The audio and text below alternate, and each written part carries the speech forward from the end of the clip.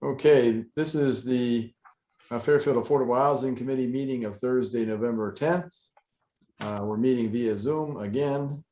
It is now 7:04 p.m. We have with us the chairman, Steve Grathwall. We also have committee members Carrie Mackover, Cindy Samarco, Helene Daly, and Joanne Romano-Kazanka. And we also have our planning consultant, Glenn Chalder, our recording secretary, Gretchen Goethner, and we have a few members of the public, including Jackie Page and Herb Cooler. I don't know if I missed anyone. Let me know. This is Mark Barnhart, Director of Community Economic Development. Actually, I guess I should have started by introducing myself for the record, but I'll turn things over to you, Steve, and you can welcome everyone and move into the order of tonight. Thank you, Mark. And as Mark said, welcome. Glad you guys could join us this evening. Just a first little housekeeping for Jackie and Herb. Since because of the format, only members of the committee and our consultant are usually permitted to contribute. But I think if it's only Herb and Jackie joining us, then after the committee has had an opportunity to say something, if you wanted to contribute, raise your hand and we can call on you. And so with that, I'd like to get a motion to approve the minutes from the October 13th meeting. So moved. Second.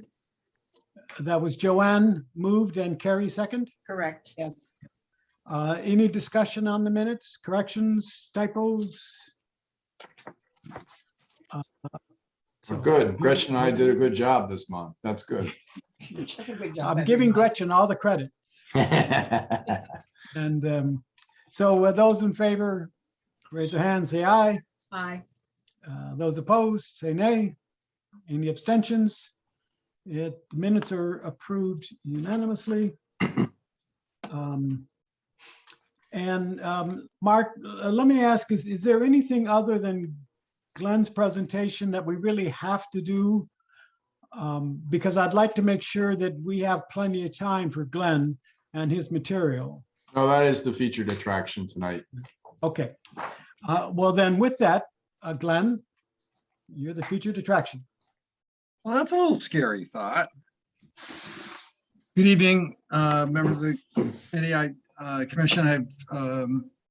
What I wanted to talk with the commission about tonight was a possible outline for the affordable housing plan.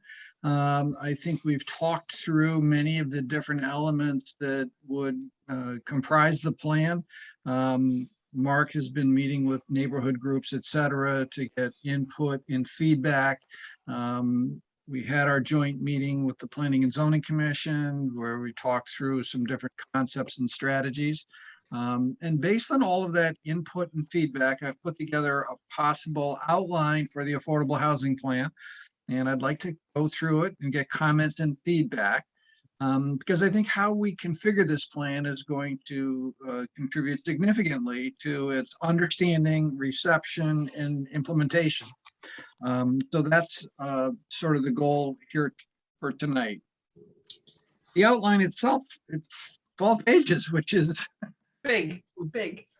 quite detailed. But I think the point was, I think there's some of the flow and logic sequence I want to go through. So I want to sort of keep it at a higher level, but then dive into the details if we need to. So what I'd like to suggest is I start to go through the outline, give kind of an overview of how I anticipate its flow could work, and then get comments and feedback on that. Does that sound like a basic plan? Mm-hmm. I'll start off at a high level. First of all, I'm proposing perhaps the name Affordable Housing Plan 3.0. And we'll have a cover letter in the plan, but then the introduction is going to summarize why this is Plan 3.0. Plan 1.0 was the one back in 1988 where Fairfield was, kind of a leader in the state of Connecticut to recognize and start to address this issue of housing affordability, and talk about summarize that plan, and what happened as a result of a plan, including the Affordable Housing Committee being converted to a permanent committee and then later on becoming a commission. And then Plan 2.0 is in 2014, which is after, what is that? 25 years. Yeah, sorry. So, yeah.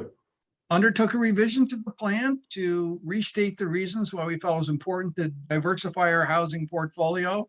And also, as we had indicated, the subtitle, which is taking control of our future, and to move in that direction, and some of the progress that's been made since that time. And then on page 2 of the outline, I then want to kind of convert and talk about the fact that still over that time, unaffordability is still grown for several reasons. Fairfield continues to be a very desirable community. Lower interest rates have fueled the spike in housing prices. We've also sort of experienced the COVID bump. We're getting competition from house flippers and other people like that. And as we look at the numbers back since 1990, what we can see is we've added about 148 units net of affordable housing over the past 30 years. We've added more units than that, but some of them the deed restrictions have expired, or units have been recategorized, et cetera. And realistically, the question in a sense is, can we do better? So the second issue on page 3 is that of the affordable housing units that were created, many of these were in larger developments. Developers have helped us produce affordable housing units, but the end result has also been major projects of scope and scale, which really sort of don't always fit into all parts of Fairfield. But we still recognize the need to diversify our housing portfolio, and other communities have done this, and perhaps we can as well. So the conclusion to the introduction section is that really we feel perhaps it's time for a refined and refreshed approach to the 2014 Affordable Housing Plan. And that's why this is Housing Plan 3.0. So the use of the numbers 1.0, 2.0, and 3.0 is to sort of introduce this as an evolution in thought based on the circumstances, et cetera, at this time. I think it's important then that the next section of the plan, part 2. Excuse me, Glenn, I'm sorry, I forget, when are we able to jump in and add comments? However you would like, Steve, we can go through it at a high level and then come back, or along the way, whatever is the. I would like to go through it at a high level, if that didn't take too long, and then we could go back and get the Yeah, comments. I agree with that. That Yep. sounds good. Let's do that. Thank you. So part 2 of this document is sort of a background. What is affordable housing? Why is affordable housing a concern? What did we learn from the community survey that we did and from community input along the way? And to summarize this then in a call to action, which really summarizes what we talked about also as part of the 2014 plan. We want to address, we recognize the need for affordable housing. We want to address it. We want to diversify our housing portfolio. We want to keep control of our future, but we also want to maintain and enhance the physical characteristics and strengthen the community, and recognizing the need now to prepare and start to address housing needs because it takes so long to produce housing units. We want to get going and get started on it in this 5-year plan. So then part 3 is where we lay out what could be our overall approach. And this is now on page 5 of the outline. And we've talked since the beginning that it's possible that our overall goal could be seek to provide for a variety of housing choices in Fairfield for people and households of all ages and characteristics. As I was reviewing the 2014 plan, again, we had used this graphic in 2014, that the issues that we wanted to be sure to focus on was providing for an adequate number of affordable units, an appropriate location of affordable units, and promoting an appropriate design of affordable units. And we can continue, I think, to build on those concepts as part of this plan 3.0. And part of that would be to create more units, to promote the concepts which we have discussed as part of our meetings, is to perhaps consider the possibility of smaller scale affordable housing in other parts of the community that could, and Carrie and Mark were talking just at the beginning here, this veterinary office, I'm not quite sure where it is, where it's proposed, but maybe there are sites that have potential for affordable housing at a smaller scale. And rather than trying to do 20 units of affordable housing in a project of 60 units or 40 units and 120 units, perhaps there are other ways that we could look at this particular situation and consider adopting regulations where certain types of housing could be established and created using a special permit process, provided deed restricted units are provided. And these are the maps, again, which we worked with MetroCog to kind of identify some of these locational guidelines. I think also appropriate design of units, and this is where we talked about the possibility of a pattern book or architectural design, so that people know we're not talking huge buildings or buildings that don't fit into the character of Fairfield. We really want to search for ways to approve buildings that do fit into the character. Possibly look at also expanding affordability levels. And then I think we actually start to get into section 4. I'm now on page 7 of the outline, where we talk about specific strategies. This could be increasing assisted housing units, ways to increase deed restricted housing units, trying to make incremental progress rather than bigger developments with bigger production of units. Perhaps smaller developments could supplement or complement that in other places of town. Large scale developments could be appropriate in TOD locations, and that certainly seems to be a direction that the state is looking to go this coming legislative session. But there are other areas too where affordable housing could be integrated and strengthen Fairfield's overall community structure. We can continue our efforts to increase affordable housing with tenants receiving rental assistance or home purchasers using CHFA mortgages. Continue to use the Affordable Housing Fund, the work that Mark's been doing in terms of Parkview Commons and other projects in town, and continue to look at tax incentives. Now up to page 9. I think the concept about maintaining and enhancing the Housing Trust Fund, showing how we can use it effectively to accomplish our goals.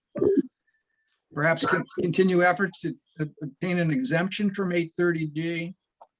And then update the plan of conservation and development and eventually the zoning regulations to perhaps consider a concept where some other types of what they call missing middle housing could be allowed in transitional areas or business areas, redevelopment of business properties in certain cases, but not necessarily the bigger projects which are occurring in the TOD areas, and not, relying only on single family, but having some additional housing types in between, which could be required to include affordable housing, or could be built and become more naturally occurring affordable housing. We could get specific in terms of modifying existing zoning regulations. We could get specific about this. I think that's delicate territory because the Planning and Zoning Commission and staff may want to reserve that authority for themselves, but we could craft something there if we felt we wanted to.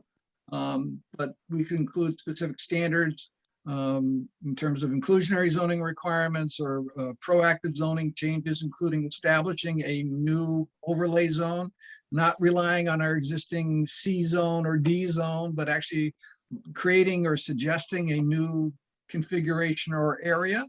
And the POCD changes we talked about on the prior page was meant to set the stage for possible regulation changes in the future.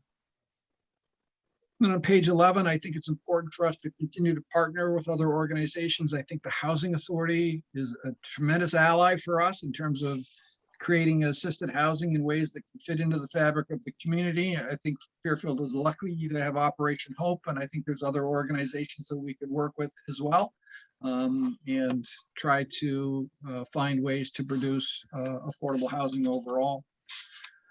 And then much like we had an appendix in the the 2014 plan, we could have an appendix in this plan that might have sort of illustrative material overall. So that's, I think, the vision that I have right now of how the affordable housing plan could be created. I think the major evolution is to focus on or introduce perhaps the concept of smaller scale multifamily in and near business and other areas to strengthen the nodes. If you recall a conversation a couple of months ago, the 1979 POCD identified centers in Fairfield that are part of our overall structure. And we could reinforce those into walkable, pedestrian-friendly places with mixed uses, a sense of place, and including for affordable housing as part of that. So it's a different direction. It's I guess a supplement, a complement to the work that we've been doing so far. And I think it could be a focal point going forward. So that's the high level overview. And I very much look forward to your thoughts and comments in terms of this direction and how we proceed.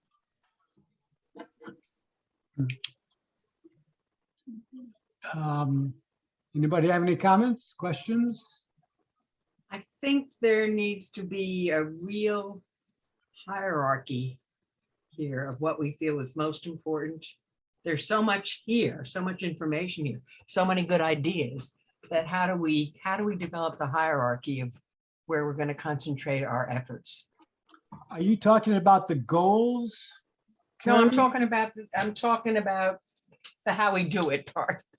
Yeah, I think, Gary, in a perfect world, I think an affordable housing plan can be most effective if it's shorter, more concise, more strategic. So Yes. I don't think a 40 or 50 or 60-page plan is going to work. I think it's I too much. know.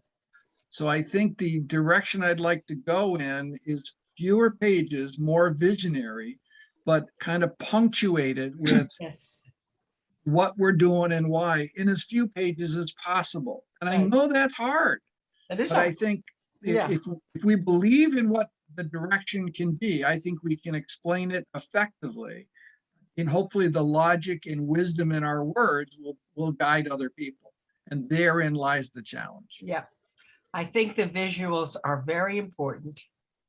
And, whether we adapt them from other places or we use what's out there or we commission it to be done, but I think that's really important in this kind of document and in the times we're living in right now. Yep. I have a bunch of comments, but I want to see if Cindy or Helene or Joanne have anything. Not at the Well, moment. I'm reading through some of these things. it's a lot to absorb. I'm trying. Well, here's what strikes me with all of this. And Glenn, I love how you compiled this into a really concise outline and that it's not 60 pages. So, that's great. It looks really good. But we are the Affordable Housing Committee. We have no vote on anything. We can only recommend. So how do we implement these ideas? I mean, some of our ideas, we are able to implement, such as, purchasing the Navy properties and creating an affordable housing trust fund. But, in terms of expanding those ideas and implementing some of these very ideas that you have in this report, we have to, how do we appeal to builders, to developers, to try to work with us to implement this plan? It's such a huge hurdle. That's what I see as the biggest problem in this town.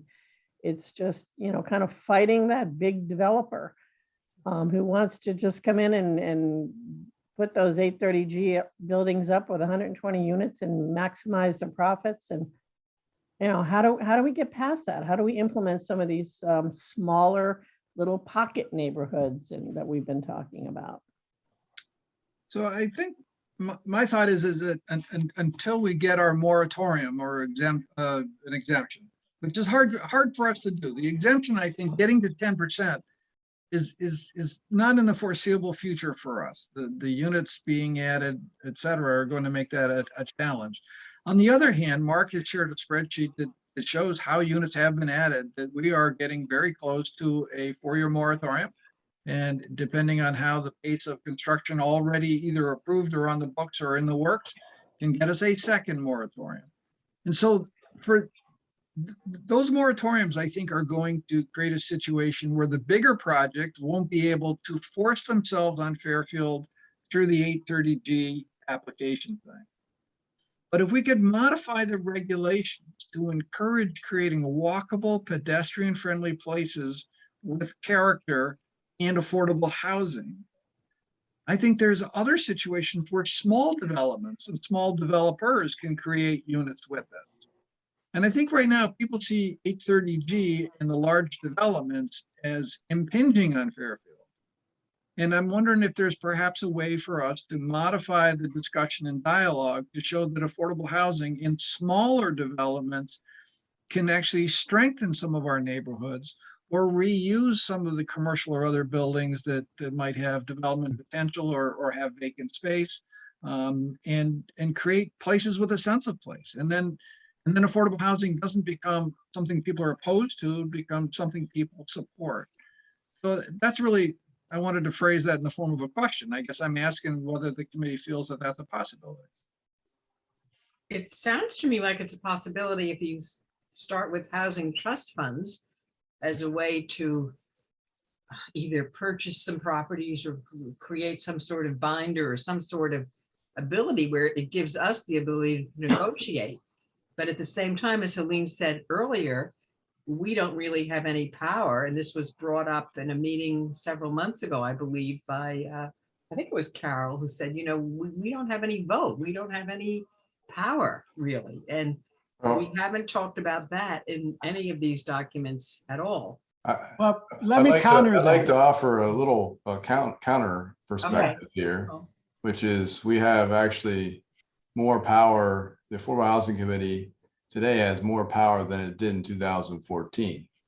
Okay. And in 2014, we developed a plan working with other boards and commissions and stakeholders, and we implemented many of those suggestions. Mhm. So, you know, we can't do it by ourselves. That's No. true. That is true. And a lot of what we're talking about here, I think in order to be effective, we will have to align ourselves with the Planning and Zoning Commission and work closely with them, because a lot of what we do is within that space. But I think they're looking to us, that is the Planning and Zoning Commission is looking to us to provide some guidance in this direction,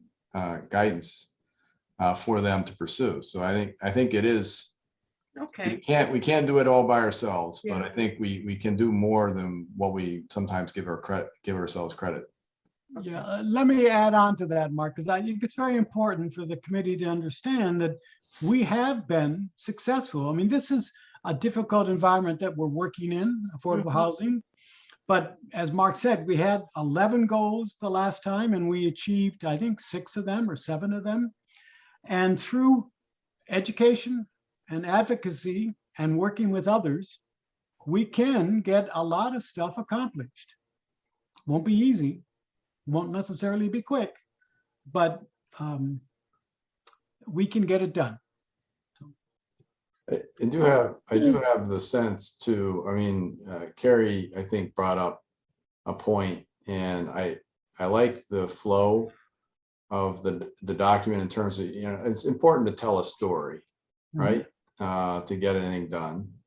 It helps bring the reader along, but at the same time, at the end of it, we kind of have, to me, it strikes me a little bit as a kitchen sink type thing. So we've got a lot of different ideas, and I would agree to some extent that we should, as we did the last time, we did develop, refine those ideas or strategies, and then to 11 specific goals and put a timeline associated with them. So that provides the hierarchy that you're talking about in terms of what we think Yeah. are most important to accomplish sooner rather than later. And we didn't necessarily follow that obviously to the letter, but I think, you know, I do have that sense where we have some ideas, strategies here that maybe we just need to talk through, and that will happen over the next couple months as we meet with groups in the Planning and Zoning Commission.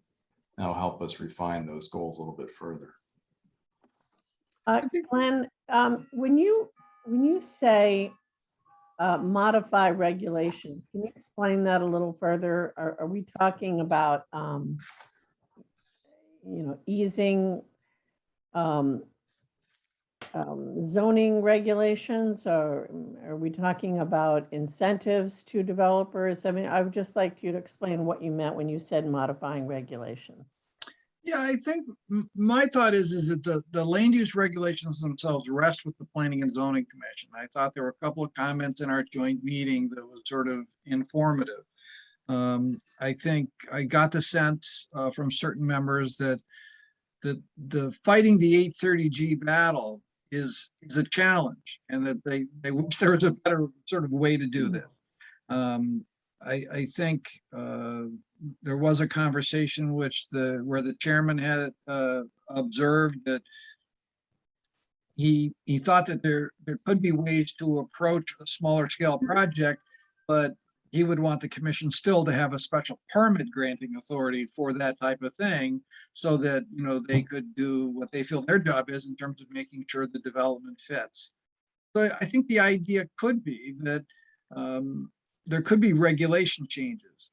I think as Steve indicated, some of the challenges over the next few years in terms of making demonstrable progress could be, it could take a while to get going. I know that Jim and Emmeline are working on updating the POCD, and the commission's going to adopt it. And that's the first thing that's on their plate. And that could be a year out or possibly more. I know there's been talk about updating the zoning regulations to implement the POCD and address some other issues. And so that might be a reason the planning and zoning would kind of hold off on making some changes, because they want to do this as part of a comprehensive approach.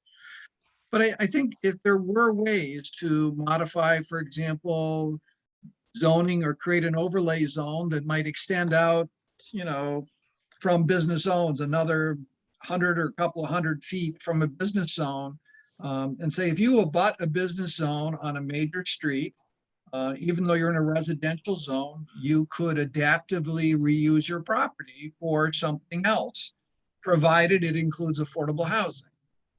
So you now have the opportunity to perhaps maintain the residential character and flavor of a building, but turn it from maybe a single family into a 2, 3, or 4 within the existing dwelling unit. You might be adding residents that could support the adjacent business zone, or there might be a situation where a building gets, you know, redeveloped in some way, shape, or form. But it wouldn't happen necessarily through an 830G process. Would happen because the regulations would carve out perhaps a new scenario to say that, provided it maintains its character, it's in a location that we're comfortable with, and provides for affordable units, there's a new option which could be available, and through a special permit type situation. So it would be sort of incremental approach rather than a large 830G with 100 units in a building type of thing. That was one of the thoughts that I thought could be a big step forward if the commission might go ahead, Planning and Zoning Commission might go ahead and authorize and make regulation changes like that. Glenn, can you explain the special permit process? Yep. What makes it better, easier, quicker, what? So the Planning and Zoning Commission, who are the rule makers and regulate development, there's really, I guess I'll call it 4 types of approvals that fall within their repertoire. So the lowest level, if you will, is a zoning permit. And this is typically reserved for a single family home as a permitted use in the district. People don't have to go see the commission to build a single family home. They simply go to the counter, show staff that their proposal complies with the regulations, staff issues a permit, and somebody goes builds it. So that doesn't have much discretion or involvement. It's pretty straightforward, such as a residential use in a residential zone, provided it meets the setbacks. The next step up from there is what's called a site plan approval. And it's a very similar type of thing. Does this development comply with the regulations on the books? But the commission reviews it. And so it's typically used for commercial buildings or other types of developments. Generally doesn't involve a public hearing. Sometimes it can, but it is a commission review. It's not meant to be discretionary in nature. It's meant to be administrative. Comply, yes or no, thumbs up or thumbs down. The next step after that now is a special permit, Steve. And that's where the commission under the statutes gets some discretionary authority. In other states, they call a special permit a conditional use. And so, for example, in a residential district, we sometimes categorize religious institutions as conditional uses. Those are allowed in residential districts, provided it meets the criteria specified in the regulations. But the criteria tend to be judgmental criteria. Does it fit into the character of the neighborhood? Is the traffic okay? Is it going to work? And the commission has some discretion in those types of situations. And now, finally, the fourth type of approval is what's called a legislative decision. And that involves either a regulation change or a text change or a map change, where the commission has significant legislative discretion. So any one of those could be the approval process of choice for different types of applications. And I think it was Chairman Wagner at the joint meeting who clearly sent the message as part of that, that he felt a special permit was going to be a necessity as part of that, in terms of not just allowing these things to happen, but the commission having some review authority and some discretion. Thank you. That was very helpful. So let me jump in with a few comments. As I was rereading this, I was thinking about, it's almost like in my mind, a clash between urban planning and good architecture versus some legislative mandates. That what is Fairfield going to look like when it's done? But we have to understand that it's never done. Never done. You know, they were complaining about Manhattan being rebuilt back in the 1820s. You know, things evolve and we evolve. You know, demographics is destiny. We know we're going to have kids, we're going to have singles, we're going to have families, we're going to have seniors, but now we've got active seniors and seniors for a longer period. I don't know how we do all of that and still, let me see if I get the page right here. On page 4, it's Fairfield wants to keep control of its future. Yes. It wants to maintain and enhance the physical characteristics and strengthen community. Yes. And recognize the need to prepare now for future housing needs. Absolutely. So that was my preliminary, just overall comments. So number one, I want to take credit for the good things. So on page 1, where you talk about Plan 2.0, I want it to say somewhere that there were 11 goals and we accomplished bump, bump, and bump. Because we've done a lot of good things, more than most other communities, and we should be celebrated for that. And we should celebrate ourselves for getting that done.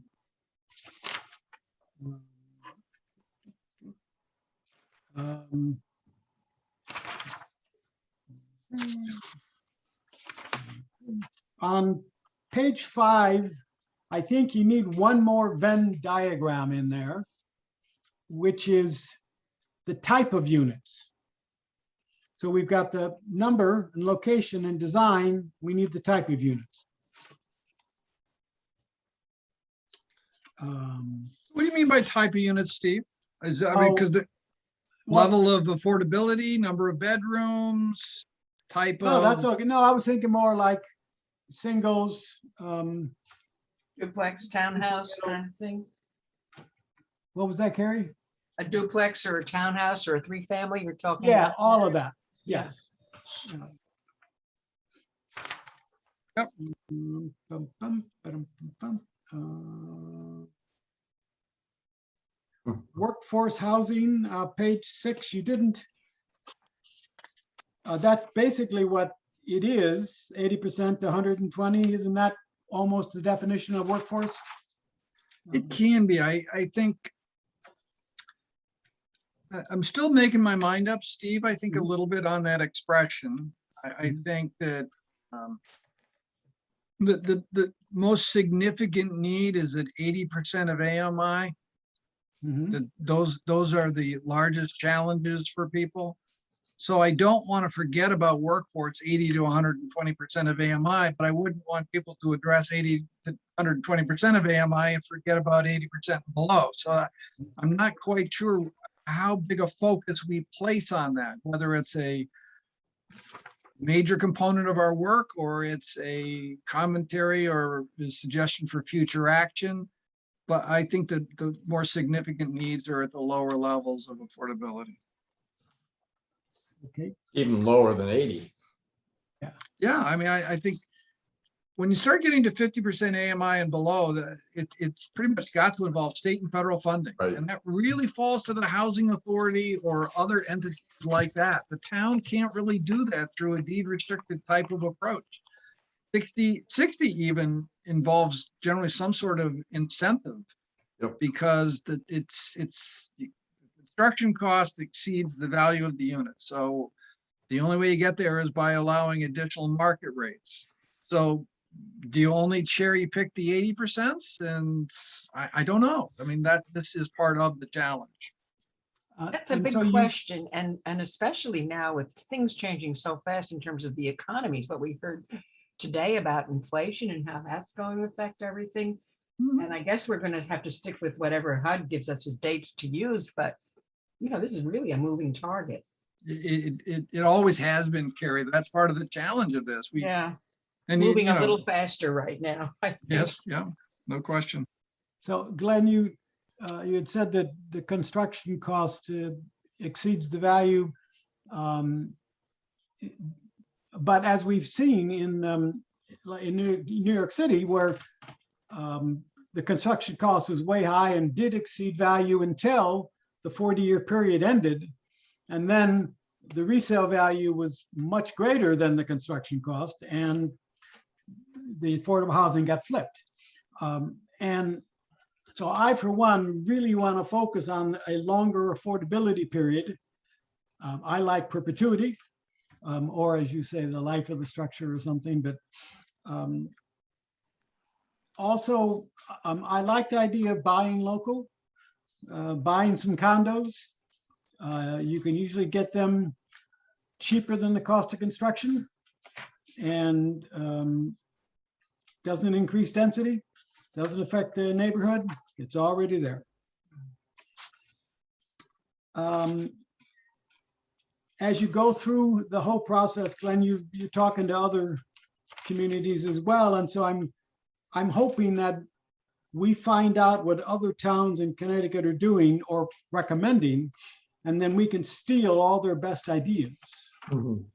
Yeah, I think I'm I trying think to it's the do other way that. around. It actually is, because there are people who regularly talk to me about Fairfield, what Fairfield has done. Mhm. So I do think there are people that have observed the progress that Fairfield has made. But I do think there are ways that it seems to me right now we're hyper-focused in Fairfield, not we, the committee, but we as in a community, on the large 830Gs. And that's what the developers want to build. And they want to try to impose it in situations that may not be strengthening a community. And so if we can actually figure out a way to build the community we want and include affordable housing, but not get a monster development, that could be an additional flavor or outcome.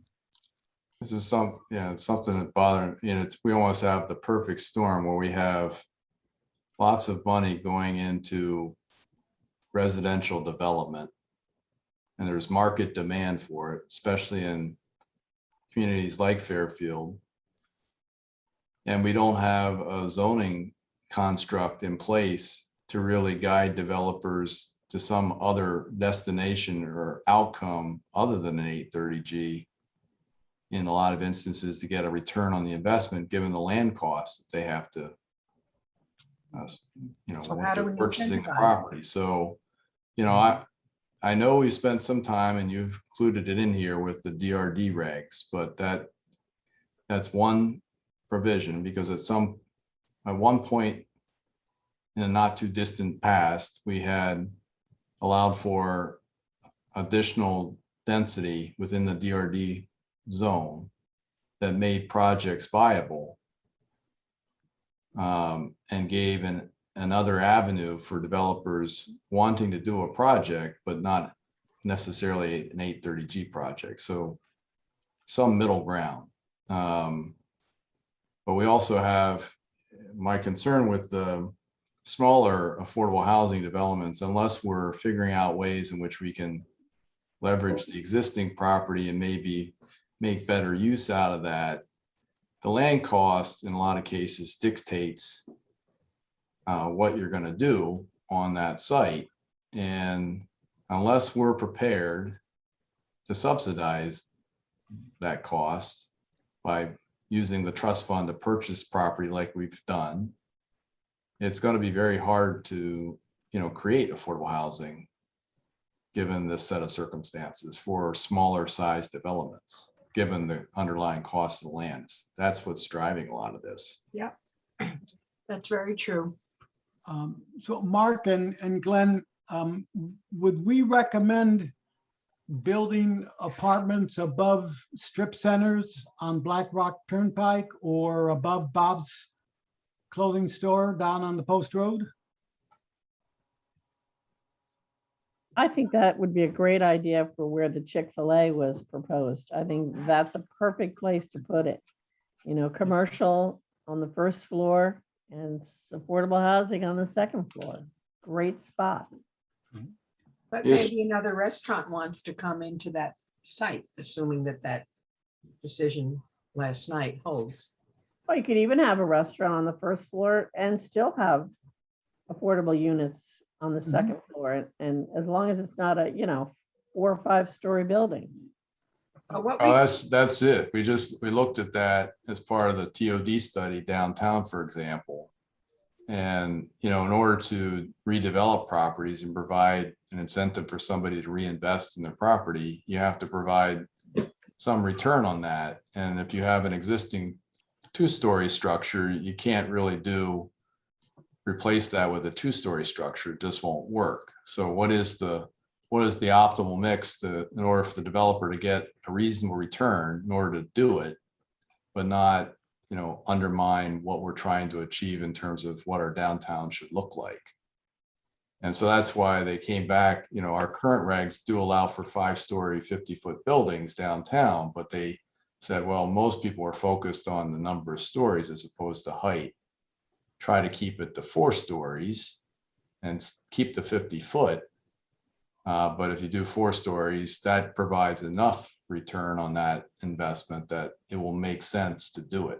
But it will still, fit into a downtown core look. If you have an open plot of land, maybe you can do anything. But again, the property at 750 Post Road where Chick-fil-A was proposed, they spent a lot of money buying it just for the land. So that, again, that kind of presupposes not going to be something, they're going to have to get a lot of rent from something. I guess Chick-fil-A was supposed to be paying them a lot of rent, I suppose, but that's the issue I think we're dealing with here, the cost of land. Mark, are you saying that site was not owned by Chick-fil-A? No, it's owned by a local developer, purchased the property without contingencies because that's what the seller wanted. And Yeah. he said you have to buy it outright. Mark, Yeah, Joanne. we talked about this before. Don't we have, I mean, have we looked into how many not strip malls or strips in Fairfield that have offices upstairs that are empty? Yeah, Because actually, that's a good point, Joanne, because I think that We've is, done, I that's mean, an all area right, where, going back to where I used to be, we did Washington Street. Upstairs is all condos. Above the restaurants, above all those stores and everything else, upstairs are all condos. And they're made, you know, so that people who are commuters can live there. They can eat there, they can shop there, they can do everything there. If we were to look in to see how many of those units we have, that might be a place to look and maybe get developers to want to come in and do that type of yep, remediations. no, I 'Cause agree. there's, think that is an I mean, if you opportunity. drive around town, you can see what's empty.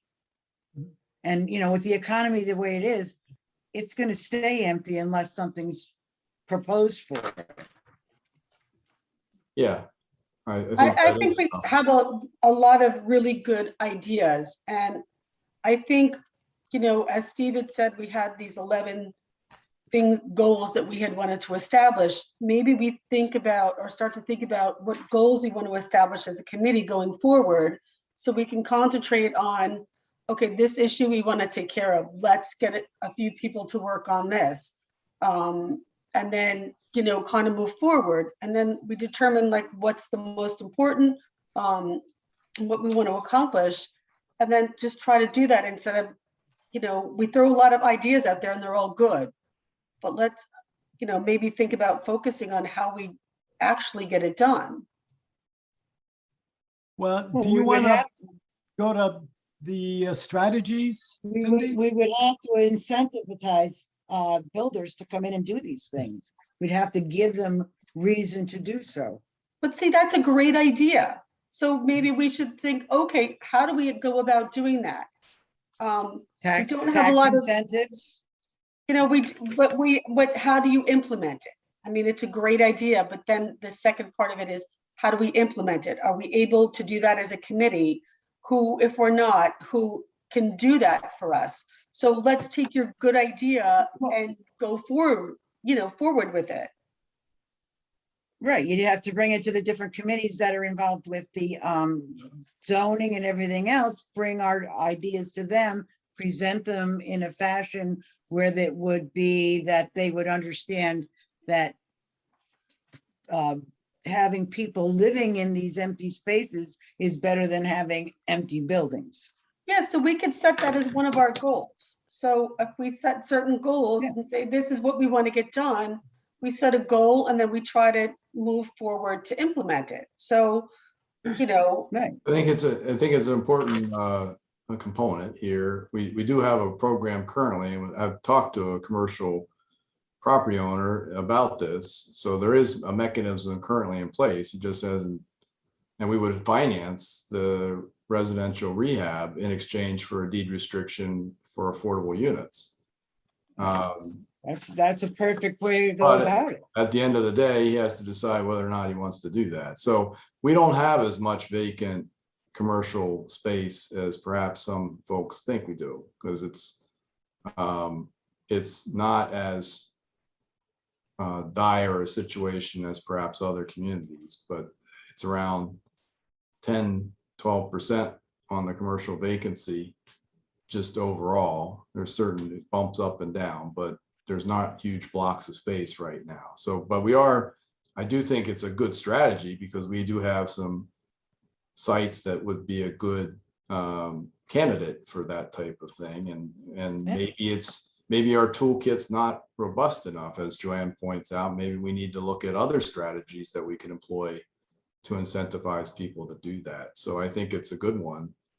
At the same time, as my hat is economic development, we don't have a lot of our area that's currently zoned for commercial use. So But you the have market mixed conditions use. change. And at some point, when we may have a need to add more commercial type uses, we only have 2 narrow strips that basically allow for that, and less than 4.5% of our land mass is permits some type of commercial use on it. So if we continue to take up all of our commercial zoned areas and use it for residential, that we'd have to just weigh that. Mark, I was thinking more on a mixed use Yeah, idea, not strictly sure. one thing, but mixed use. We do have a lot of mixed use areas in Fairfield. And there are quite a few empty spaces above the retail, which could be, again, turned into affordable housing units. May they be 1 bedroom, 2 bedroom, or even studios.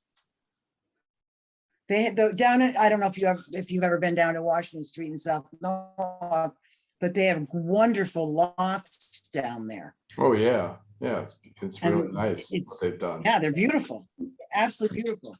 And, and you deed restrict that, and you can keep those going for a long time.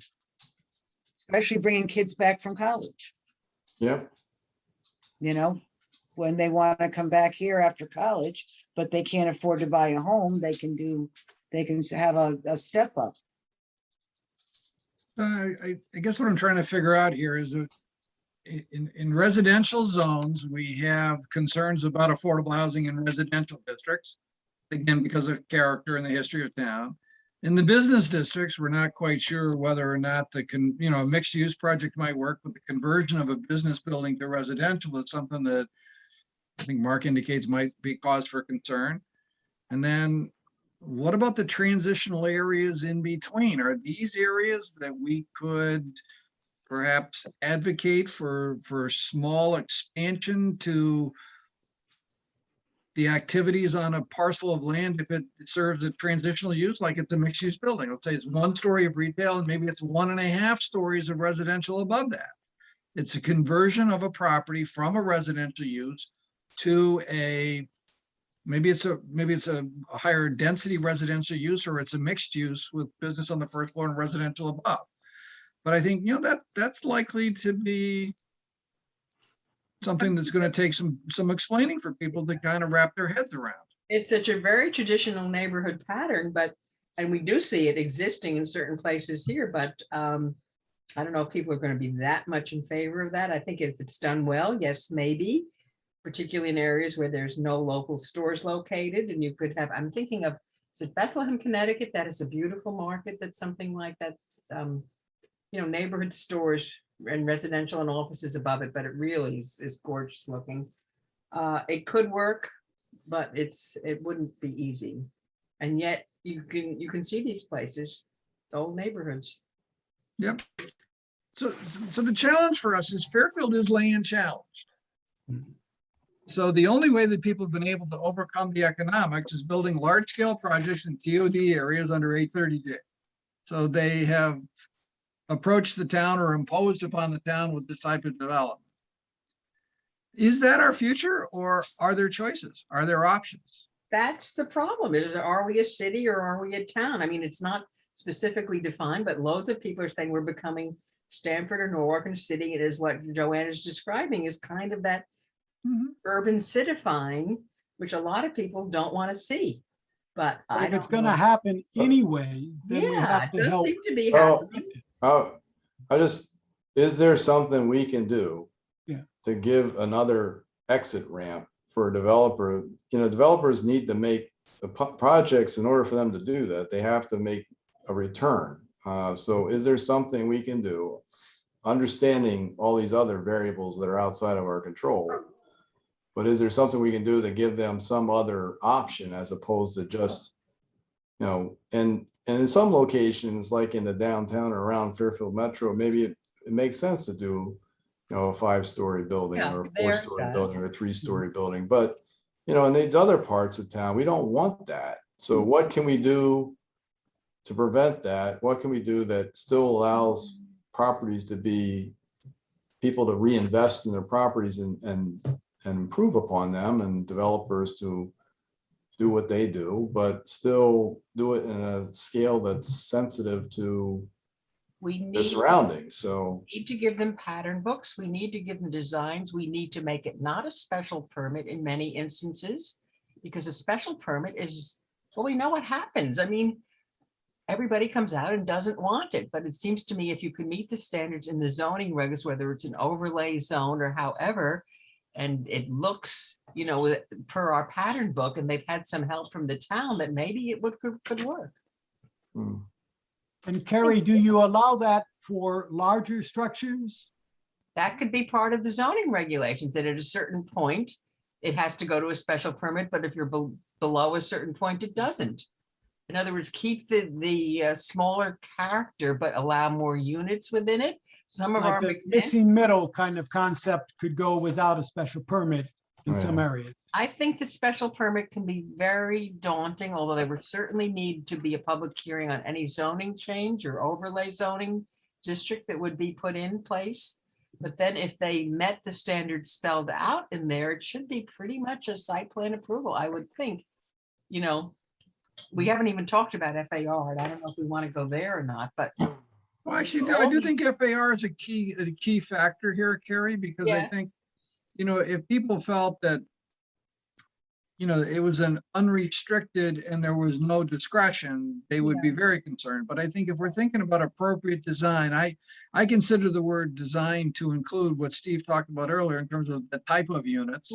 And I think the size, massing, scale of the units is what I would hope that the pattern book would define.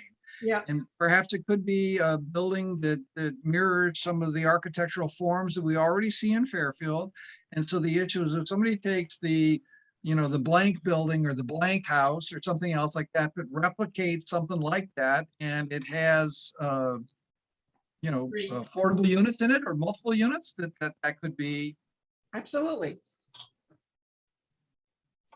Well, Glenn, how can we help you tonight with this? What do you need from us tonight? I think at some point, I think it's appropriate for the commission to give me the green light to actually start preparing a draft plan document that gives us a framework, which is, as Carrie pointed out, sort of simple but strategic in nature. It's visual, it's visionary, but to try to make the point to people that, you know, we want to diversify our housing portfolio, we want to control our future, but we don't really want all the future development of affordable housing to be larger scale 830Ds. Those larger developments. What we'd like to see, if there could be ways that we might permit through a simpler approval process. So if it's, as Carrie indicated, maybe it's a smaller project, it's in a defined location, it meets the massing or FAR or other things. And the issue is, if you do it this way in the pattern book, that could be a site plan approval or a zoning permit. That's okay. We're gonna allow that because we're gonna get affordable units out of it, and the design and location are gonna work. So that's one option. And then there are other options beyond that, but I think once you start to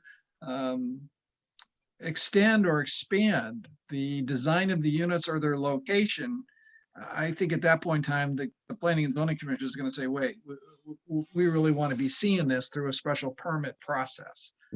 So 830G is always going to be there in Fairfield, I believe. The question is, can we get affordable housing through other methods? Well, Glenn and Mark, looking down the road into the future, we've got almost enough points now for a moratorium. Yep. And maybe quickly, we're going to have enough points for a second moratorium.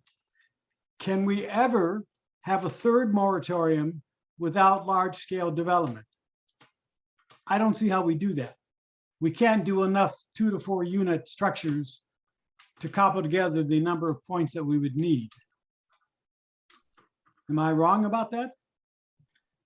And I think the end result ends up being sort of larger scale developments in the DOD oriented areas. And what's the capacity in town for that? I'm always hesitant to just rely exclusively on strategies that are about building stuff, even though that's part of what I do. But, I think part of me says we should continue to explore ways in which we might be able to better utilize our existing housing stock. And part of that is what Glenn's challenging us to think about is, can we take a building that has the footprint of a single family home and maybe look at a way in which we might convert that into 2 units. It doesn't necessarily need to be any bigger on the lot, so to speak, or bigger height wise, but is that a possibility under certain circumstances, Yeah. in the transitional zone? So that would be a way in which we're not really, we are rehabbing a unit or something like that, but we're actually utilizing buildings that already exist, and that might be a pathway. In my But day job, I agree with you. It's going to be tough to continue to at this pace to get, as you add more units, then the number of units you need to qualify for the moratorium would go up slightly too, over time. So it's already a pretty big bar to cross. yeah, I just wanted to add that in my day job, I happen to manage 2 houses that have been converted into 2-family houses. And so no increase in density, no change in the neighborhood, just you've got 2 levels of housing versus 1. And seems just fine.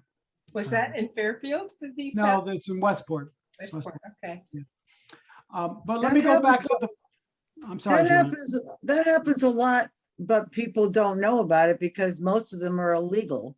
Well, So, maybe we can I make it mean- legal and get credit for it. What? Well, yeah, now you make them legal. I mean, people have been doing this forever. Mhm. I mean, you go down to a lot of these different places, you'll see houses that were single family homes that are now 3 and 4 and 5 apartments. The general, the Trumbull general amnesty rule, if you come out of the woodwork and Yeah. declare it and keep it affordable with the deed restriction, we'll recognize it now. We'll let you off the hook. Yeah, kitty corner from your office is it a 3-story house that's converted into 3 apartments? Across the street from the church, Mark. Across the street from the church. You look out your window to the right. The gray Oh, it's building. dark now. I can't see, but The okay. northeast corner. Yes, Oh, actually, you're right. Oh, Yeah, it well, was an right, old Steve. hotel.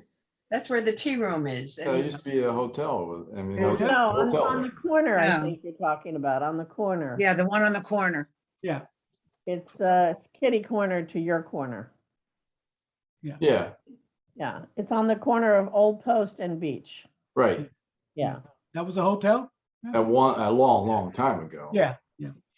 Well, so getting back to the plan here. So Glenn, do we need to fill in something in section 4? I think we talked through initially, you may recall, we had the booklet on strategies. And the booklet on strategies outlined different ways to increase the number of assisted housing units, to increase the number of deed restricted units. We talked through those and ended up with strategies which are similar to these. We had our joint meeting with the Planning and Zoning Commission. So I don't want to start writing until I get a sense that the committee has expressed their views on how the plan should be focused. I see some comments in the chat about what are other communities doing in terms of incentives, et cetera. And there's 2 big incentives of what people are doing. One is density, more units, which is generally sort of bigger buildings. And then the other incentive is money or financing in one way, shape, or form. So on assisted housing, we've got the state and federal government that provide subsidies. And so I think we could encourage the housing authority to try to do additional projects. And I know that they've been working on that. It's a challenge for the very reasons that we've talked about elsewhere. So those are assisted housing units. And then the deed restricted, the commentary I've been hearing in Fairfield is that the size of the projects doesn't really sort of fit in. So we're getting the units, but the design we're ending up with isn't perhaps, so if you go back to the three bubble we had, right? Where appropriate number of units, location of units, and design of units. The location is TOD, which isn't bad. We're getting units that are going to get us to a moratorium, perhaps, and maybe multiples, but the design of the units isn't working for us. So how do we change that mix, if you will? Mark, could you see a way that if somebody came in and proposed a 40-unit 830G, could the town reduce the taxes to a level where the developer would be comfortable with his return on investment by only doing 20 units? Can we incentivize them enough to reduce their density requirements? Well, that's a tricky one. I don't know if the taxes are probably not a huge driver in terms of the overall development pro forma or financing the project. I mean, could you do something like that or put other financing in it to cover for it? Potentially, but my one concern would be, would you then incentivize bad behavior? Yeah, You know, everybody, like everyone's going to then file these things because they're going to get some kind of tax break or other financial windfall because you're forced to kind of call their bluff. So that I think it'll be interesting to see how things work out with a couple of these affordable housing set aside developments that were conditionally approved, if you will, because they're in, as you know, there's an appeal pending for several, well, pretty much all of them, but one form or another. But I was thinking, Beach Road, for example, where clearly the commission was angling for something that they could live with in terms of height and density, number of units, and potentially less affordable units as a result, but they wanted to try to fit it so that it conformed more to the area around it. So it'll be interesting to see how that strategy works its way out, whether in fact it's a successful one. I mean, they had the same thing, reaction on Park Avenue. And Park Avenue, developer had actually proposed an 80-unit development prior to then submitting 120 830G development. So, I mean, naturally the commission was, well, if you can make an 80-unit development work, why are you coming to us with 40 more units? Why can't we just approve the 80-unit development that you had originally proposed as a set-aside development? So again, I'll be interested to see how that plays itself out through the appeal process, but that's they didn't buy their way out of it, but they certainly did try to come up with something that they could live with.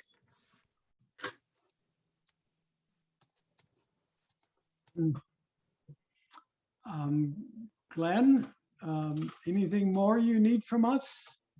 I don't think I have a green light yet, Steve. So I'm still pondering how to approach the crafting of a plan, when the time comes, whether it's now I or have one overarching question for you, Glenn, which is, are there, this is the first that we're doing this where there's some statutory requirement we have to do a plan update.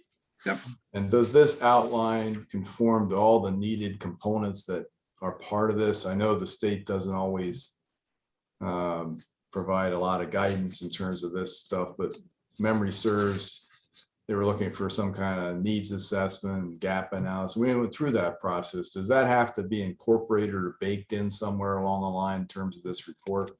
I think that strategy I've been using, Mark, in other municipalities is to summarize much of that data in terms of the need gap and say, if this information, for example, our discussion booklets that we created as part of this are on file with the Affordable Housing Committee and they're online.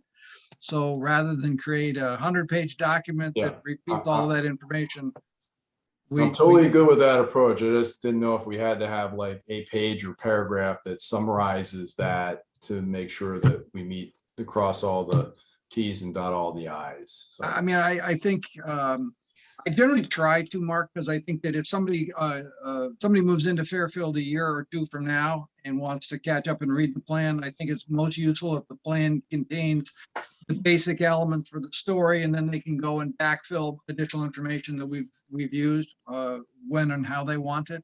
So I don't think we should skip parts of the story, but I don't think we have to spell it out in exquisite detail. well, the other thing is we should be mindful of the fact that these things do get read and often introduced as evidence Yep.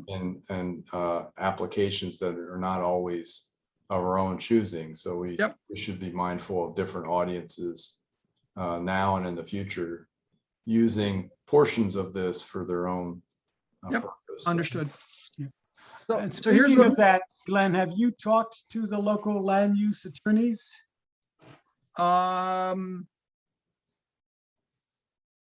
I've talked with people who have experience in Fairfield, but I did not deliberately reach out to the local land use attorneys. Yeah. Do you think that's useful, Steve? Well, I think they're the ones who are going to do what Mark just said. You know, they're going to tear it apart and find the 3 paragraphs that support what their client wants. Mhm. Yeah, I don't that's know if going to there's- happen. I mean, that's going to happen regardless. Yep. So Yeah. it's just how we write it. That's all. So I think in terms of tonight's meeting, I think what I'm probably going to ask the committee for is more time. I'm struggling right now with the 3-circle Venn diagram that we had used before: appropriate number of units, appropriate location of units, appropriate design of units. I think if I've understood the commission's direction so far, that we're looking for ways to increase the number of units, the amount of units. So that part of the Venn diagram, I think, my understanding, I believe, for the commissioners are on that page. The location of units, that the TOD locations have, the commission, the Planning and Zoning Commission has incorporated provisions in their regulations to address this. They've gotten 830Gs there. They have been approved. We're producing units, which are going to get us shortly to a moratorium. There are some other 830Gs which are in locations or with designs that the community is not that comfortable with. And I think, as Mark points out, we're going to have to sort of wait and see what the final outcome is from the court on those particular issues. But again, it seems to me that much of the feedback I've received from the commission so far is that the design of units doesn't always fit in with people's perception of Fairfield. Right. So I was thinking of trying to find ways to address increasing the amount of units, finding locations in town that could be appropriate for smaller scale units, and then promoting an appropriate design of those units and with a simpler approval process, that people wouldn't have to do the 830G. So we'd actually encourage people to move in that direction. But maybe what I'd like to do, if it's okay with you guys, is go back and revisit our discussion on the strategies that we talked about before and take a fresh look at that and see if we can complement and supplement that approach with some different elements to it. Maybe that it's not just about areas in and near business zones and transitions, but maybe it's a 2-pronged approach. We're going to continue with the transit-oriented locations. I know the state's going to be pushing this next year. Maybe, as Mark indicates, we're going to look at the design residence district and suggest some tweaks or changes there that could provide for affordable housing, and perhaps not focus as heavily on these transitional areas, because I think that could create quite a bit of discussion within the community. So if we're not convinced that that's a great idea, we'd want to handle it a little bit more sensitive, I think. So I think what I'd like to do is to probably Mark talk to you and Steve talk to you and come back at the next meeting with a refined outline, which is perhaps shorter and more strategic in terms of a direction, and eventually get the commission's green light to go and actually craft the document itself. What are your thoughts? Well, let me first go back to what Mark had asked about. Does it meet the statutory requirements? So I'm looking to Glenn and Mark to make sure that happens. I don't think we need to go more than that. You know, you guys will make sure. Right? Yeah. Yeah, there are no statutory requirements other than increase the number of affordable housing developments. The RPA contributed and created a guidebook, which was published in November of last year. And I think that the elements that they've talked about as part of that, we've discussed and addressed as part of our work. And the strategies really are tailored to each municipality. So the question in Fairfield is what do we think works in our community? So I And- think we're good. Okay, are we allowed to submit our prior affordable housing plan? So that we have this continual record that this is 3.0. Can we give them 1.0 and 2.0 Well, they're on file. with the state or just with us? Well, there's nowhere to send it up there at the state, I guess. Yeah, so This plan doesn't get sent to the state? Well, The this 3.0? one ultimately does, but so they, I just thought it'd be nice to demonstrate how good we are. that's interesting, Steve, because I thought what you were suggesting is we just re-adopt the 2014 plan. And it's like, wow. Well, hey, it'd save us a lot of effort. Glenn's like, my work is done here. No, I mean, I think there's evolutions to that document. Much has changed in the last 7 years. I think there are things that we can do. We're juggling, if you will, the competing authorities from the Planning and Zoning Commission, from the Affordable Housing Committee and others. So we've got to create a team Fairfield approach to how we're going to work with the Housing Authority and with Planning and Zoning Commission and others to make meaningful progress. So I think that there are ways that plan can and should change, but still stay true to that concept. And I think we can add to the 11 goals. If the 6 have been done, take those off. We're down to 5 and add 4 or 5 more, I think. And some of those are reflected here in the strategies in this outline. So there are approaches available for us. So if we give you a little more time on the overall structure, can you still then meet the timetable that we had envisioned? I think we can, Steve. So my thought would be that we're headed now into the Thanksgiving to Christmas to New Year's window that creates some challenges in terms of meaningful public engagement and other things.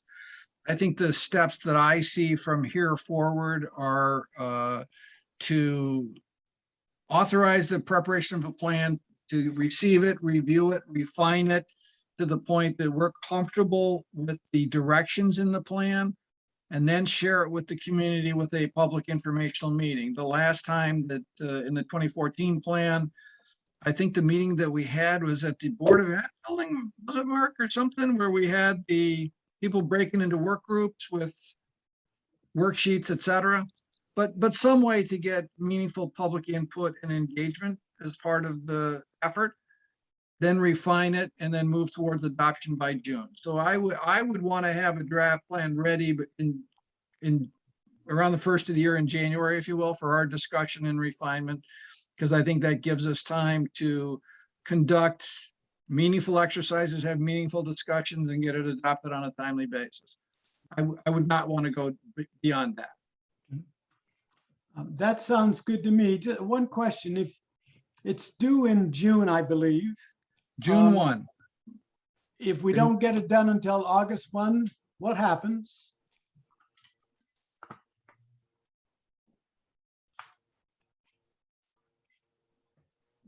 I don't believe there's any penalties in the regs.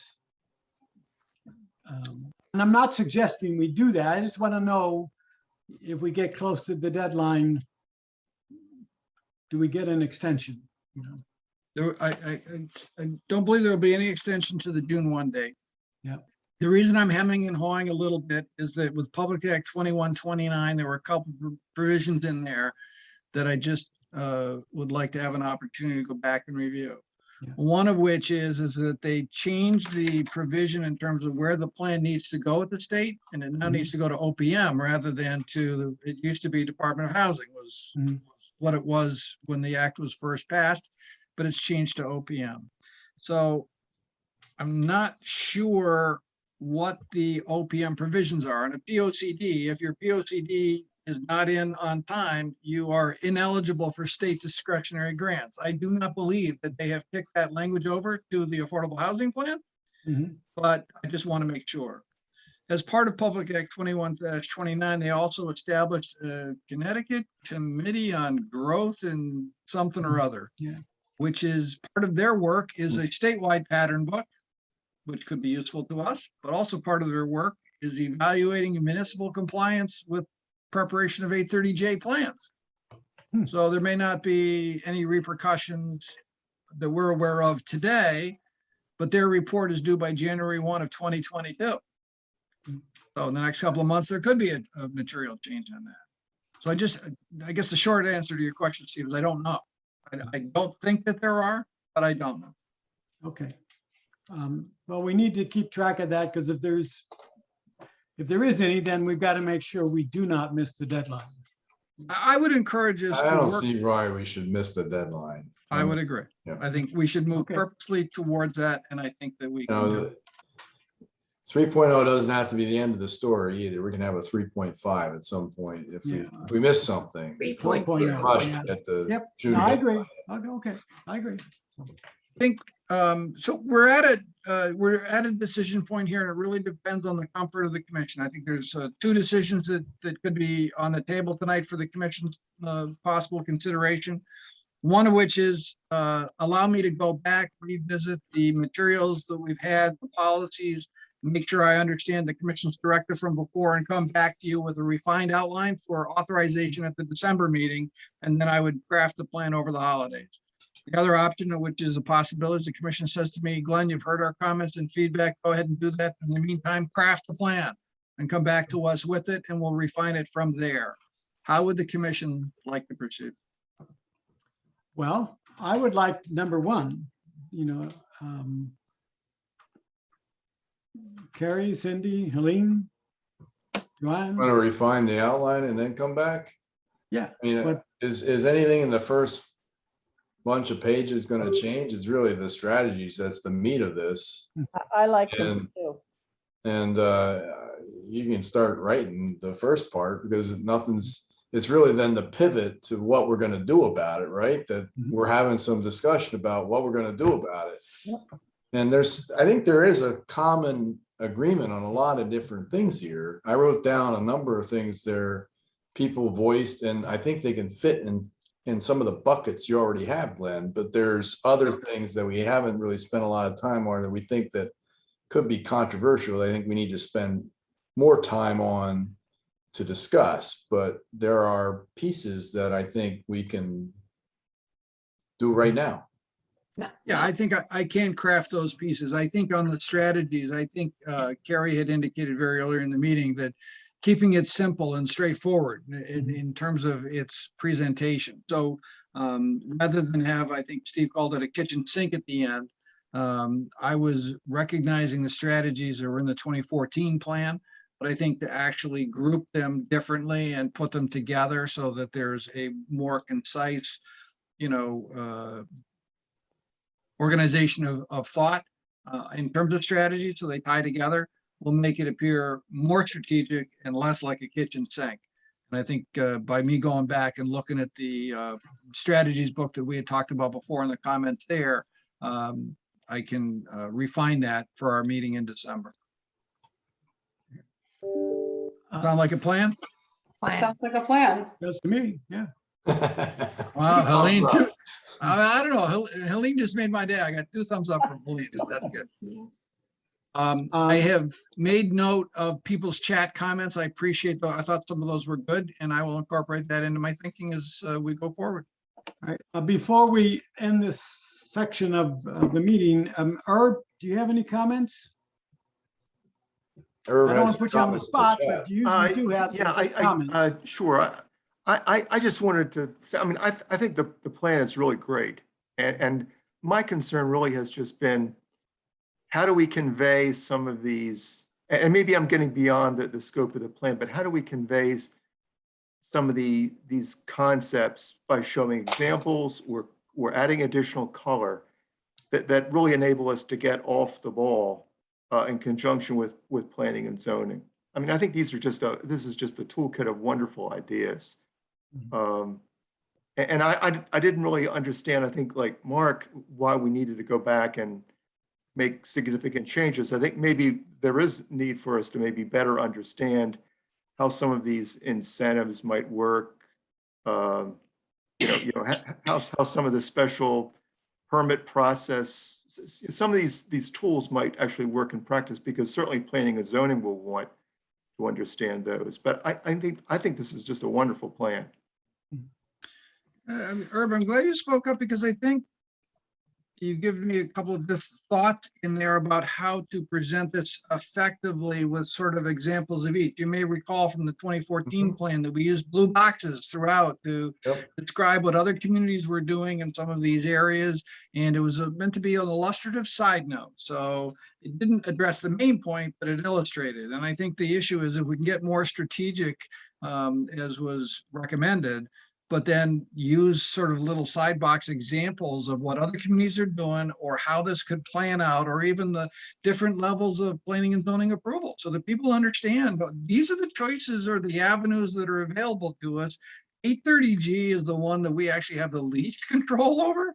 So maybe we could consider a different option, and that might set the stage, because I did get the sense in our joint meeting with planning and zoning that they appreciate our guidance to them. They may not always take it, but they like the fact that we're doing some of the heavy lifting for them that they can then work from. So I think that that is a valuable part of the report. Yeah, I think that the better they understand some of these potential strategies and how they might work in practice, I mean, the better off we're going to be going forward. Yep.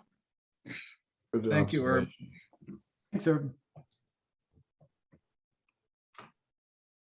Okay, we good? I think we are. Thank you very much for everybody's input here tonight. I know you have additional business, so I think I'll sign off, and Mark, I'll coordinate with you and with Steve for December. Okay. I don't want to miss the Hopefully eggnog. in person. Don't want to miss the eggnog, that's for sure. Yeah. Yes, Have a nice Thank Thanksgiving, you. everybody. All right. yes, you too. guys. Thanks, you too.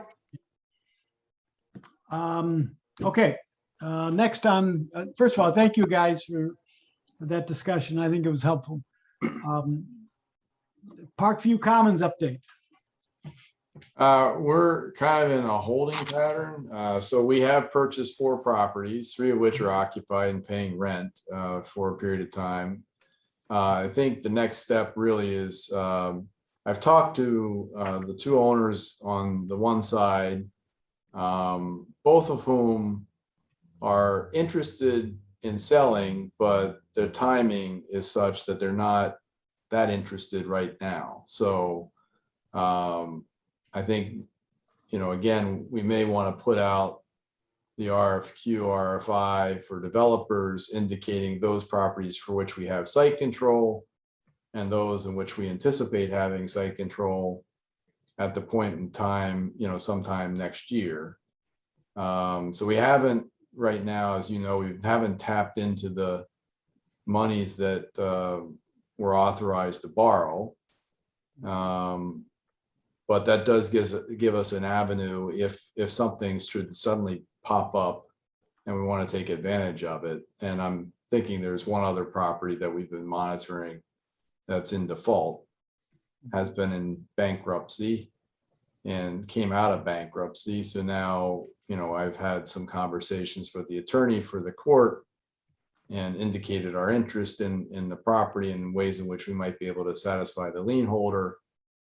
But that, that's where we're at. So we have, we're kind of we have a half, I don't want to say half pregnant, but we're like halfway there. We've got like part of the properties, but not all that we would ultimately need to do a development at scale or redevelopment at scale. So, but I don't see any reason other than just my time in putting it together is we can do these things in parallel paths. And so I think, if we can put it out now and hopefully have somebody on board early next year, start the design process by the time in which we're ready to, actually go through permitting, we would hopefully have the remaining 2 or 3 sites that we're looking at. Mark, the extra financing that we have authority to borrow, does that have a sunset on it? Yeah, it does. May I ask who's calling? It does.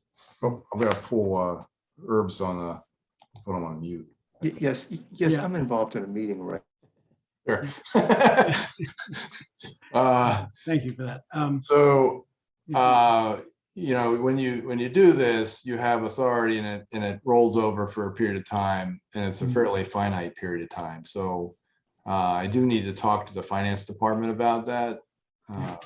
So that would be the only And is it fly in the a ointment there. 3-year period or 5-year period? It's 3 or 4. Yeah, Yeah. okay. We've already gone through 1 year, haven't we? No, we've gone through about half of it. So by the time it'll be the full year before you know it. So Okay. that And is- the likelihood of starting construction next year is just unlikely. I think it's remote Yeah. because we have to still identify and select a development partner, do complete design, complete permitting, and then go through the procurement to actually start construction, construction documents and financing, all that. So I think we're really realistically probably looking at 2023 at the earliest. And it's just the nature of development, unfortunately. And we can't do it sort of in a reverse fashion where we do the design and then do an RFP for people to build that design? Well, how will we finance the design? Well, we got the Housing Trust Fund. Yeah, we could. Yeah. So the issue then is you're handing a design to a development partner, like we did with Greenfield Commons, for example. And the development partner said, that's nice, but I prefer to do it my way. So I'm building it and I'm going to have to either manage it or sell it. So I want to do something a little different. So then we've kind of wasted time and effort to do that. So I don't know. Just a thought. It is an idea, because then you have something already permitted. You may have to come back later and make a few modifications, but it's an idea. Yep. Okay, anybody else have questions on Parkview Commons? Okay, I don't think we have any update on the ADUs. I think you sent out what the Fairfield Senior Advocates have put together, some excellent pamphlets, brochures, and information materials. So yeah, I had committed to getting some printed materials so we can leave at the planning and zoning desk at some point. Well, one of the pamphlets, I think, was from AARP, and I'm wondering if they would just donate a bunch of them. They've already got it. Why don't? And they've got lots of money. I get mailings from them every day. Yeah. So, Okay. Yeah. I got it. I think I don't know if They'll tell us All to right. print them out. I can. It's a download their PDF and print it out, basically, is what you can do. but they Herb, could, I muted you. You can unmute yourself, but well, I'll put a call in or an email in. Let me see. How many you want? 200? sure. Okay. Let me see what I can do. Okay. Is that enough for you two, Herb? Sure, Steve. Why don't we see if we can do that? That'd be great. Okay, If we run out, we can ask for more. that's right. Yeah. Old business. Updates on projects. Yeah, briefly where we are with the Affordable Housing Trust Fund. We did get some additional income this past month since our last report. So we currently have a balance of $270,500 roughly. And that does not include the monies, that we would put out for 232 Greenfield Street, assuming that that ultimately gets approved.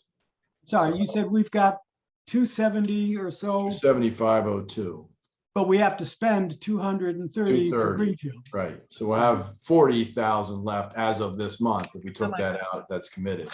Yeah. Okay. But each month we get a little bit more, so. Mhm. 240, speaking of 244 Greenfield Street, we're halfway there.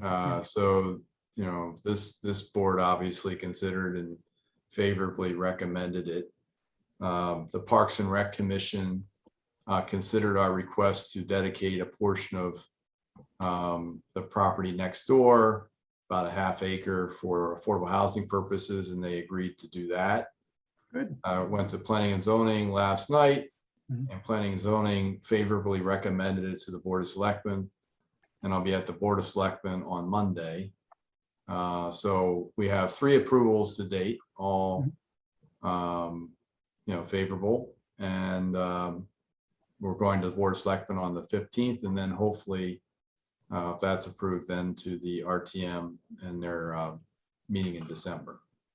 Well, that's great. So when we get the land all together, then are you going to sell it to a developer? Or are we going to develop ourselves? No, I think the only way we can really, I think, again, in interest of keeping things in perpetuity, is owning the land, providing a ground lease to a developer for $1 a year, essentially making the land no cost, and then letting them build and deed restrict all the units, either as ownership or rental. I mean, we do have ownership housing nearby that's similarly situated. So they have it's a condominium association on town property. So that would be one possibility. But effectively, our subsidy is, absent some other support or subsidy, external governmental funding, our subsidy, in order to keep this affordable, will be the land. Just running quick math, if you did a 1,250 square foot unit duplex, that's 2,500 square feet, $200 a square foot, $500,000. If you sell them at 250, which would be an affordable home ownership price, you have $500,000 in revenue to offset your $500,000 in hard and perhaps a little bit of soft construction costs, not including the land. So you really have to, subsidize these things by providing the land. The land is a major driver of these things and what undermines affordability. So you will then do an RFP in order to get the builder to. Yes. Yeah. And we could do it for profit or nonprofit, either way. Yeah. Okay, good.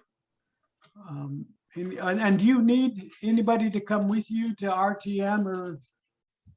You're more than welcome. I'll let you know when the meetings are. It's I know Carrie will be at the 15th Board of Selectmen meeting. Do I expect you to say anything? They may ask you to say a few words. Yeah. But I don't, or ask you questions, but Yeah. you're being reappointed, I think. Yeah. So hopefully that's not too difficult. Okay. So let us know if you need anybody and we'll find someone to accompany you. Thank you. Yeah. The only other, there's 2 set aside developments currently before Planning and Zoning that have been referred to a public hearing. One is 26 Beacon Square. I think we've talked about that previously. It might be on the docket for December. And the other one is 83 Castle Avenue, which most likely will be after the first of the year.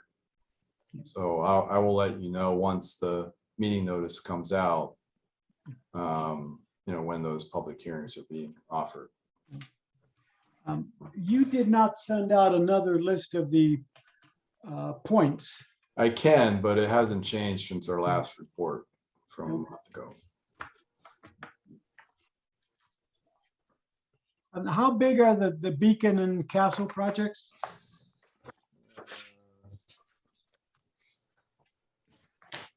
So Beacon Square is a 26 unit development Mhm. under 830G, so 8 units would be affordable. And 83 Castle Avenue is a 44 unit development with 14 units affordable.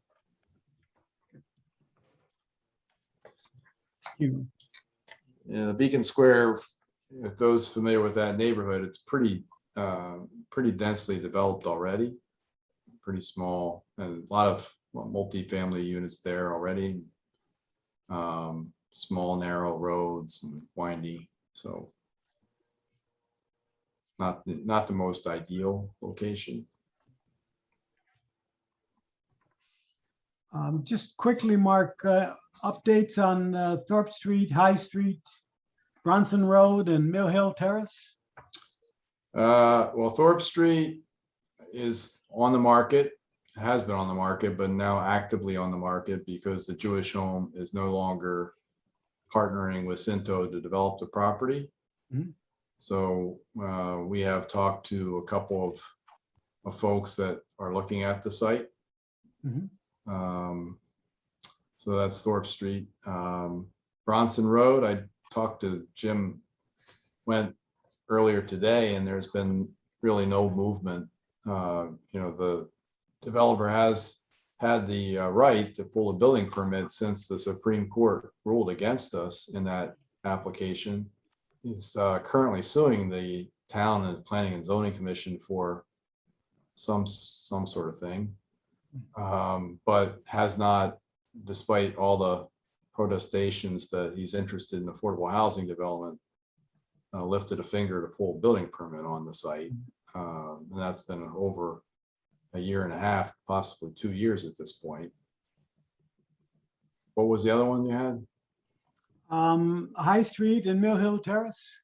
High Street is, there was a decision rendered on that one that was not favorable to the housing authority on the inland wetlands. They upheld the inland wetlands denial Mhm. without prejudice, so they could resubmit. But they've, I think the housing authority has filed an argument, filed a motion to re-argue or rehear the case, which should be decided within the next couple months, I believe, month or two, and then go from there. So Mill Hill Terrace, again, not really a lot of movement. There's been a parade of developers who have looked at the site. I think the Episcopal Church has engaged their real estate division out of Long Island to figure out what to do with the asset. And they've been talking to a lot of folks who are not from around these parts.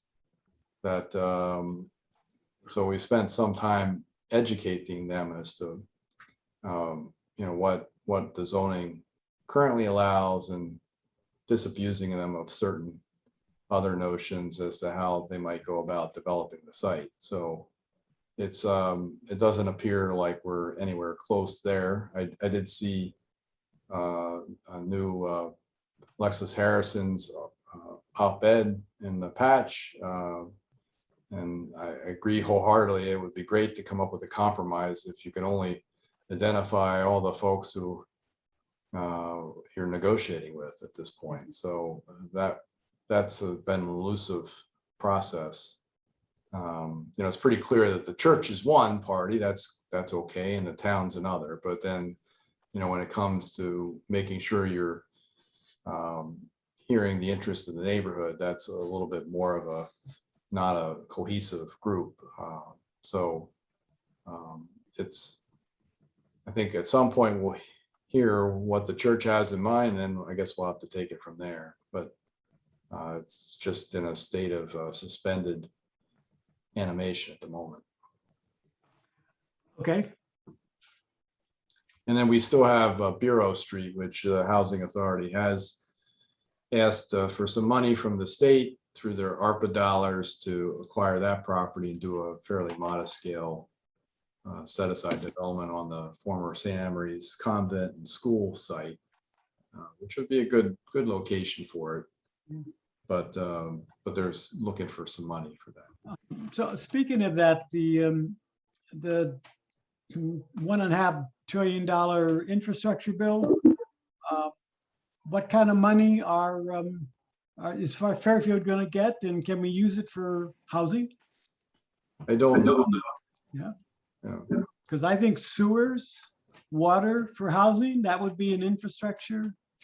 I mean, I could see where we could get some money for Greenfield Commons. You know, if we draft our request the right way. So, yeah.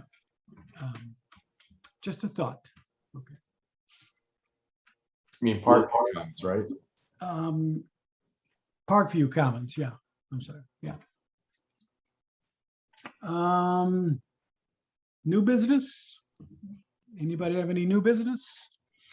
Well, I heard something tonight that I don't think we should let go of. Like, I thought Cindy had a great idea, you know, let's really try to do something effective moving forward. I mean, I feel like Glenn's gonna, you know, work his magic and pull it all together and come back with a report.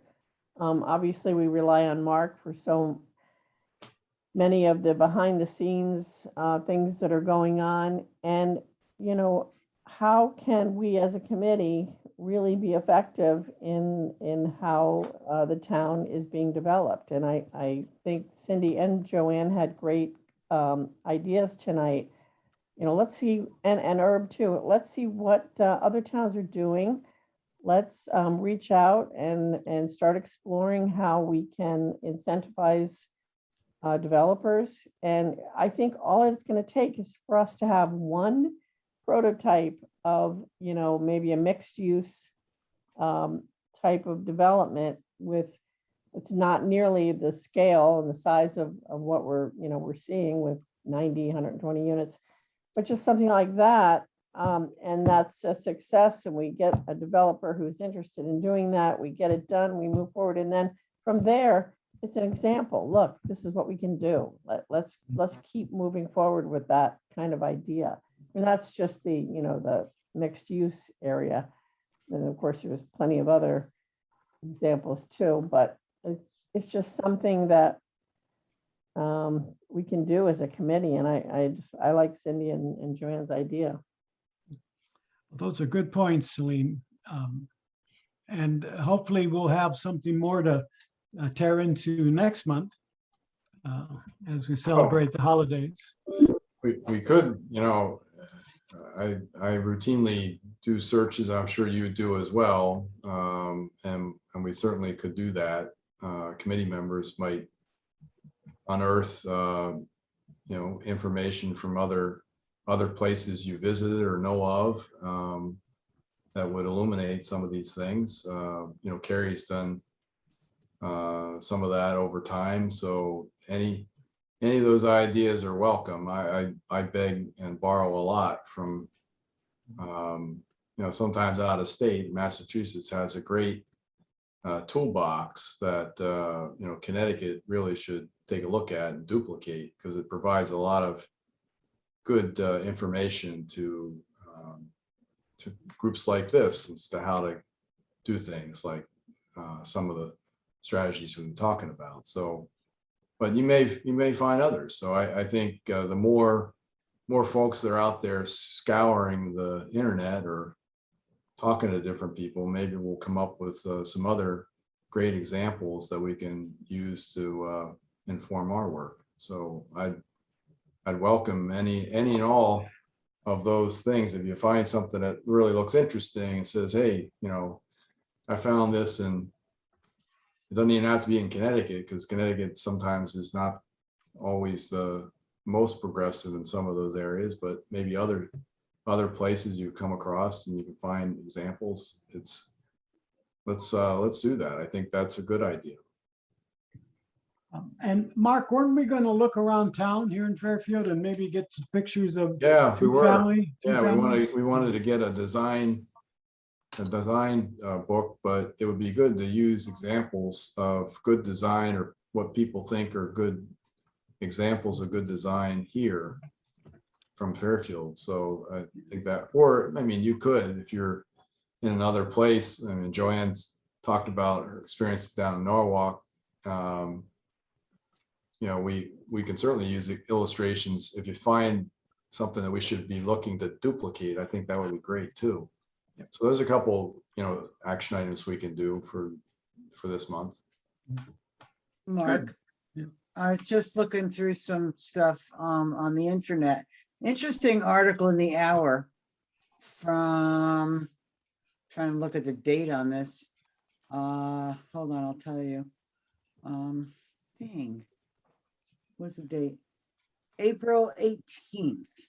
It says Norwalk grapples with how much developers should pay when they pass on building affordable housing. They actually implemented fees. Yeah, Goes that's one of into a housing, that goes into a housing authority fund. right.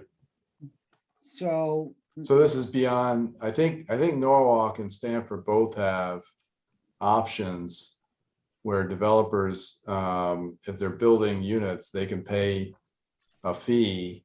It may be at the town or city's option in lieu of, you know, creating the units within the development. There may be examples or instances where the city may not want, or the town may not want those units there, or may want them elsewhere, may want to give itself some flexibility. So that an was something interesting we talked about, but, and then I think Glenn skipped over it, but it is something we should. Yeah, it's in we can Glenn's talk about. plan. yeah. It's interesting. I only talk about Norwalk because I used to be. Yeah, city well, councilman there. They've done a lot of good work in So- this area. I mean, I served on zoning, I served on a lot of boards, so I always look back to what they've done. Of course, they're overbuilding, but you can't even breathe there anymore. They're a city. What? They're a city. They're only 90,000 people. Only 30,000 more than us. Exactly. But now they're trying to take, I mean, it's just getting out of hand. East Norwalk is gonna be, you won't be able to live there anymore. Well, maybe you But, can- that, maybe you can get a copy of the reg that they're applying and we can take a look at it. yeah, I can do that. I know a couple of people down there. Just- I'll just so we call have one it. of my friends. Yeah. Yeah. I'll call one of my friends down there and see what we can get.